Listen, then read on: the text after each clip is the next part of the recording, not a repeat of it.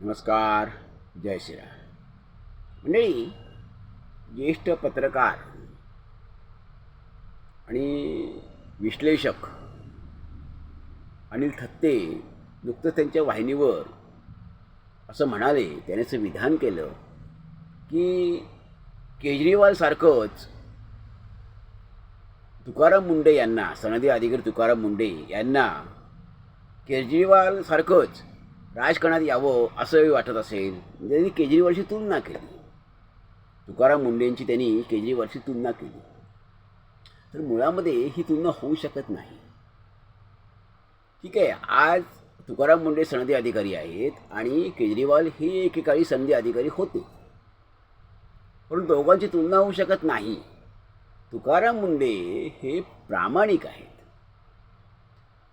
तुकाराम मुंडेंकडं सगळ्यात महत्त्वाचा कोणता गुण असेल तर ते प्रामाणिक आहे. त्यांच्या कामाशी प्रामाणिक आहेत, ते तत्वनिष्ठ आहेत. त्यांच्या तत्वाला, त्यांच्या विचाराला ते धरून असतात. त्यांचं एक धोरण ठरलेलं आहे, त्यांचे नीतिनियम ठरलेले आहेत. आपल्याला जे काम दिलं आहे त्या कामाशी प्रामाणिक राहायचं आहे आणि त्याला धरून, नियमाला धरून आपण जायचं आहे. त्यामुळे विधायक काम असेल, विघातक काम असेल त्याला ते रोखणार आहेत, अडवणार आहेत आणि ते अडवतात तुकाराम मुंडे. आणि विधायक काम असेल तर ते काम ते पुढे नेतात, त्याला चांगला प्रतिसाद देतात. त्यामुळे तुकाराम मुंडे हे प्रामाणिक अधिकारी आहेत, सरळमार्गी आहेत. केजरीवाल हे सरळमार्गी नाहीत. केजरीवाल हे तसे लबाड आहेत. त्यांचं, केजरीवालचं एकूण सगळं बघितलं त्यांनी सोयीस्करवादी, सोयीचं सगळं धोरण, सगळी लबाडी, सगळा देखावा, सगळी स्टंटबाजी. अण्णा हजारे, खरं तर अण्णांच्या आता सध्या अण्णांवर खूप काही वाहिन्यांवर ते अभिप्राय किंवा प्रतिक्रिया असतात, ते वाईट असतात, खालच्या थराच्या असतात, पण ते चुकीचं आहे. खरं तर अण्णा तसे नाही आहेत. केजरीवालमुळे दुर्दैवाने अण्णा बदनाम झाले. अण्णांचा हेतू चांगला होता, अण्णांचा हेतू वाईट नव्हता. अण्णा हे सरळ साधे स्वभावाचे असे चांगले समाजसेवक. अण्णांकडे नीतिमत्ता, अण्णांकडे धोरण, नीतिमत्ता, एक विचार, देशभक्ती. तसं की केजरीवालकडे होतं का? नाही. केजरीवालकडे चातुर्य होतं, दुसऱ्याचा वापर करून घेण्याची कला ही केजरीवालकडे होती आणि केजरीवालने ते साधलं, अण्णांचं निमित्त झालं आणि अण्णांचा पुरेपूर वापर करून केजरीवालने घेतला स्वतःला प्रस्थापित करण्यासाठी. त्याला राजकारणात यायचंच होतं. केजरीवालचं सगळं पुढचं ठरलेलं होतं धोरण. त्याचा तो भोळाभाबडा स्वभाव, त्याला सगळे भुलले. त्याच्या भाबडेपणाला, भोळेपणाला केजरीवालच्या सगळे भुलले. आणि अण्णा हे मुळातच साधे, अण्णांचा मुळात स्वभाव साधा असल्यामुळे अण्णा या सगळ्याला फसले. अण्णांना असं वाटलं की हा खरंच प्रामाणिक देशभक्त, प्रामाणिक माणूस आहे, देशभक्ती भारावून गेलेला, प्रेरित झालेला, सामान्य माणसाची कदर करणारा, सामान्य माणसाची काळजी असणारा असा हा माणूस आहे. आपल्यासारखा ध्येयवादी आहे, एक विचार घेऊन, एक तत्त्व घेऊन जाणारा आहे. पण तो अण्णांचा अंदाज फसला, कारण मुळातच अण्णा माणसं पारखायला तसे कमी आहेत. अण्णा मुळात राजकारणी नव्हे, असे चतुर मुत्सद्दी असे काही नव्हेत. अण्णांची ताकद काय तर प्रामाणिकपणा, सत्यनिष्ठा ही अण्णांची ताकद. आणि याच्या बरोबर विरुद्ध टोक हे केजरीवालचं.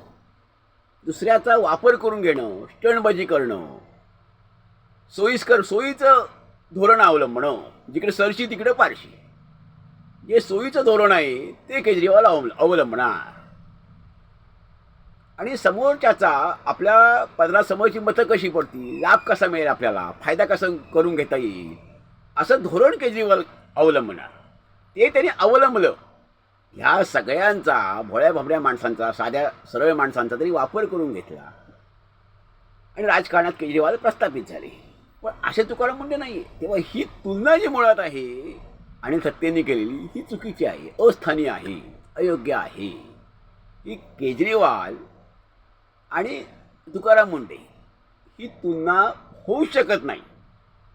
की तुकाराम मुंडे हे प्रामाणिक आहेत. त्यांनी अजून टी एन शेषनचं नाव घेतलं. टी एन शेषन हे देखील प्रामाणिक होते. टी एन शेषांनी कोणाचा वापर करून घेतला नाही. ते राजकारणात आले, उभे राहिले, त्यांचं अनामत रक्कमही जप्त झाली, हेही खरं आहे. पण ते लबाड नव्हते, सरळमार्गीच होते, नीतिमानच होते. गोरा खैरनार हे देखील प्रामाणिक होते. अविनाश धर्माधिकारी हे प्रामाणिक होते. ही माणसं प्रामाणिक होती. ह्या माणसाने गैर काही केलं नाही, गैर खपवूनही घेतलं नाही. ज्या दिवशी त्यांना गैर दिसलं असेल त्यांनी तो वेगळा मार्ग पत्करला. तसं तुकाराम मुंडेंचं आहे की तुकाराम मुंडे हे प्रामाणिक आहेत.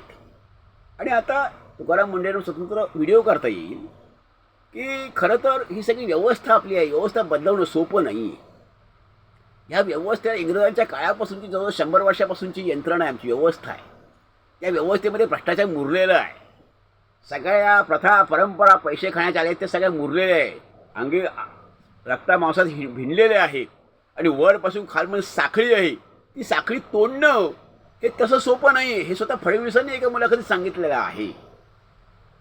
तर तुकाराम मुंडे बिचारे एकटे काय करणार? ती त्यांच्यापणे प्रयत्न करतात, ही चांगली गोष्ट आहे. कुणीतरी चांगलं काम केलं पाहिजे, कुणीतरी कुणापासून ती प्रयत्नाची सुरुवात झाली पाहिजे, चांगल्या प्रयत्नांची. ते तुकाराम मुंडे करतायत. खरं तर सामान्य माणसांनी त्यांच्या पाठीशी राहिलं पाहिजे. तरी देखील तुकाराम मुंडेंमध्ये देखील काहीतरी उणीवा असणार आहेत. दोष त्यांच्यामध्ये काही नाही, पण माणसामध्ये उणीवा ह्या काहीतरी असतातच. ह्याचं कारण असं आहे की पटवून घेणं, समजून घेणं. प्रत्येक वेळी तुमच्या एवढ्या बदल्या झाल्या तर जमणार नाही. म्हणजे तुम्हाला ते स्थिरस्थावर होऊ दिलं जात नाही. ते का होऊ दिलं जात नाही आहे? माणसांशी, हाताखालच्या माणसांशी जमत का नाही आहे? ह्या सगळ्याचे कुठेतरी विचार व्हायला हवा. तरी देखील तुकाराम मुंडे आणि केजरीवाल तुलना होणार नाही. केजरीवाल हे एक टोक आहे की स्वतःचा फायदा कसा करून घ्यायचा. ह्याचं उत्तम उदाहरण केजरीवाल आहे की त्यांनी काय सांगितलं होतं भाषणामध्ये सुरुवातीला, मी स्वतःची गाडी वापरणार नाही. गाडी त्यांची बघा कशी आहे, ती किती लाखाची किती कोटीची आहे ती. त्यानंतर त्यांनी सांगितलं काय, माझं घर साधं असेल, त्यांचं घर बघा, त्यांचे कपडे बघा, सगळंच बघा. एकूण किती केजरीवाल बदलले हे दिसेल. तुकाराम मुंडेंचं तसं नाही. आणि तुकाराम मुंडेंचं काय आज ते राजकारण वगैरे कसं असं काही समजत नाही आहे. ते जसे आहेत तसेच ते राहतील असंच वाटतंय. त्यामुळे हे जे वक्तव्य आहे आणि सत्यांचं की तुकाराम मुंडेंनी तुलना केली तर ते केजरीवाल, तर ती तुलना मात्र अस्थानी आहे. ती तुलना योग्य ठरणार नाही. तुकाराम मुंडेंच्या ठिकाणी, तुकाराम मुंडेंच्या जागी तुकाराम मुंडे हे मोठेच ठरतात, श्रेष्ठ ठरतात, हे नक्की. केजरीवाल आणि तुकाराम मुंडे यांची तुलना कदापि होऊ शकत नाही. तुकाराम मुंडे म्हणजे हिरा आहे, हिरा.